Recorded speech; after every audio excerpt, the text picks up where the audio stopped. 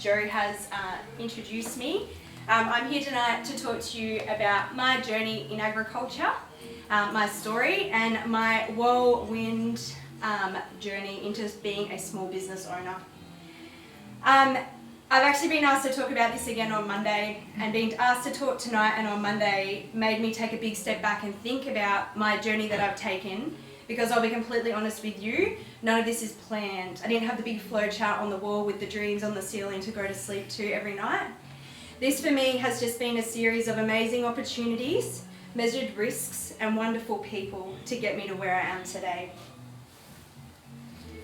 So I grew up on a station. I spent a lot of my childhood riding my pony, chasing merinos. We had 32,000 of them. And I was homeschooled because my nearest school was too far away to attend. Now you might be wondering why I'm standing here telling you about my primary schooling. But that's because, on reflection, this is where a lot of my life lessons began. Being homeschooled meant that there was 3 people in the classroom, me and my 2 younger sisters, and we had one governess. This was my governess, Gordon. He was very cool. He was the only male governess we ever had, so he takes like a special place in my heart. I loved him, he was awesome. So the reason that this was so important to me is because one of my sisters is dyslexic. So in the classroom, she needed a little bit more help than me and my younger sister. And this taught me to be self-motivated, a forward thinker, and a self-starter, to make things happen in the classroom that needed to happen. It's also where I learned reward for my efforts. I knew that if I worked really, really hard in the 2 to 3 weeks leading up to shearing, I didn't actually have to go to school for the next 3 weeks. I could ride my pony and help muster and get sheep in, and the teachers let us as long as we got our work done. So that motivated me to continue to work hard. And these are actually lessons that I have, on reflection, carried with me through to today. Once I finished primary schooling, my parents moved, so I went to mainstream school for high school, and like most people when they finish year 12, didn't really know what I wanted to do, but knew I loved ag, and decided to follow in my father's footsteps and do a Bachelor of Science in Agricultural Science at the University of Adelaide. I walked away 3 years later chasing a job in agronomy, and I was really lucky to get a job in my hometown when I finished. I'll be forever grateful for this small family company for giving me the opportunity to have my first job out of uni, for the lesson that I learnt working for them, and for my first real mentor that I had. So the company that I worked for, as I said, was a small family owned and operated business. A lot of people within the family worked in that company, and pretty much the only people that weren't family were the 3 agronomists and the admin lady. And that made it a very interesting dynamic to fit into. On reflection, I didn't have the maturity to understand the dynamics that I was trying to fit into my world, and instead took what was happening around me quite personally. But it did teach me to go to work every day with my head held high and to try my best and continue to learn. The head agronomist at the time, a bloke by the name of Craig Davis, probably still to this day doesn't know the influence that he had on me. His passion for the science in agriculture, to understand the reasoning behind every decision that we made, and to go out and get your hands dirty, has rubbed off on me, and I carry that with me still now. Even though my first job working for AW Vaders was counting ryegrass seeds out of trial plot samples, and it was not very fun. So after working for this company for about 14 months, I decided, as Josh informs me today, to look for some variation in my life. And I stumbled across a job for an on-farm agronomist for a large irrigation company at Menindee, and applied and subsequently got the job. So this is Lake Tandau. This is literally a lake bed that they used to crop. It was blocked off back in the 50s to become an army training base, which it was never used for, and then was subsequently bought by 3 farming businesses and turned into a cropping enterprise.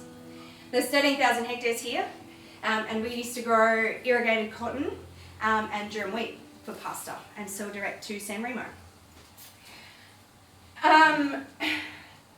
I met so many wonderful people at my time at Tandau, and I learnt so many lessons that I don't have time to tell you all of them tonight. But there are a few people who deserve a special mention and a few lessons which are probably a bit more helpful than others. The first one is this bloke here. His name was Rob Lowe. He was our farm manager. Rob was an amazing inspiration as a leader. He taught to lead by example and through respect, not through an iron fist. He allowed us to fail and learn on our journey in a safe environment and encourage us to where I did, so we were pretty level pegging really, but he was technically still my boss. And Greg was a stickler for a spreadsheet and attention to detail, and it drove me nuts. You'd send him something and he'd send it straight back and say, not good enough, do it again. And when I worked at Tandau, I used to hate it. But I carry that with me now every day as a small business owner. That attention to detail and the importance of a spreadsheet is something that it was invaluable. And I still rely really heavily on these two people today, and I still actually work with both of them. So after working out at Tandau for 14 months, I fell in love with what I was doing. I worked at Tandau for about 3 years, and the company ran out of water and sold, and I was shifted to their farms in Hay. I won't lie, this is the hardest year of my life. It's very difficult to go to work every day, knowing that at the end of the year you're going to be made redundant. But it taught me resilience, and it taught me the importance of the networks I had made. There are two amazing people that I met during my time at Hay. The first one was an agronomist. Her name was Jemima Maslin, and she taught me to pick my battles. And Jemima's really special because she now works for me in my business. Another guy, a fellow by the name of Wayne Reeves, never stopped believing in me. And if it wasn't for him, I probably still wouldn't be in the ag industry today. So after one season, my redundancy became official. I got my payout check, and I went, now what do I do? So I reached back into my networks. There's a fella by the name of Heath McWhirter who worked for Elders in Griffith, who I dealt with before through the cotton industry. So I rang Heath, and I ended up in a pink shirt. Heath didn't actually have a job for me, so with a bit of scheming and conversation, we created one. 50% consulting to growers and 50% research, development and extension for the agriculture industry. Heath and I built a wonderful business with Elders, and working for a corporate company shows you how big business and good business is run. The networks that you get are phenomenal, and I encourage everyone, if you get the opportunity, to work for a corporate at some stage in your career. We started to come across a few hurdles and the few issues that come with corporates in red tape and bars being set in different tracks than what we were trying to undertake. And Summit Ag was born. Let me reintroduce myself. My name is Emma Ayliffe. I'm the co-founder and co-director of Summit Ag Agricultural Consultancy. We're an independent consulting business based in the Murrumbidgee, Murray and Central West of New South Wales, consulting to irrigation and dryland farmers and stepping into horticulture. We run a research, development and extension business that includes working with people such as Bayer and Corteva, and we also run insurance assessments, doing hail claims and drought assessments for farmers in their business. Heath and I employ 2 part-time agronomists that both work for us 3 days a week, between them that have nearly 40 years experience, and 1 admin and data entry person. On top of this, I've just clocked up 18 months as a farm owner, owning 1,700 acres in the Central West, where me and my partner produce first cross lambs and run a small cropping enterprise.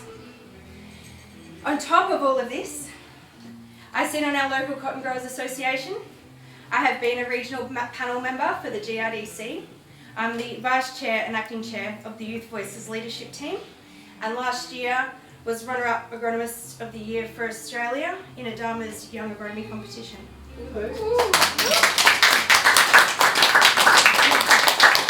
And well before I was 30, which if you listen to a lot of people in agriculture will tell you that can't be done. So some pearls of wisdom from me in my short career span. Build yourself a wonderful network of people. Make sure they're people you're comfortable with, to ask a dumb question and to bounce ideas off of.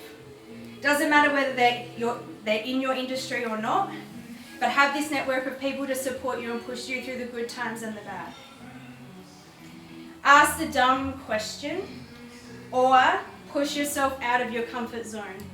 In my experience, every time I've taken a educated leap of faith, whether it was moving to Tandale, which is still the best experience of my life, or starting my own business, it's always given me the most passion and drive for what I do and get me out of bed every morning. Take time for you. Professional and personal development keeps you relevant. Time out keeps you happy. And you're much better at your job if you're happy. Throughout my story, this is quite a small snapshot. There's been a lot of highs and a lot of lows, a lot of good days and a lot of bad. On average though, there are a lot more good days than bad. Ultimately, it's up to us to write each chapter in our book for our journey of life. This has been my story so far. What will yours look like?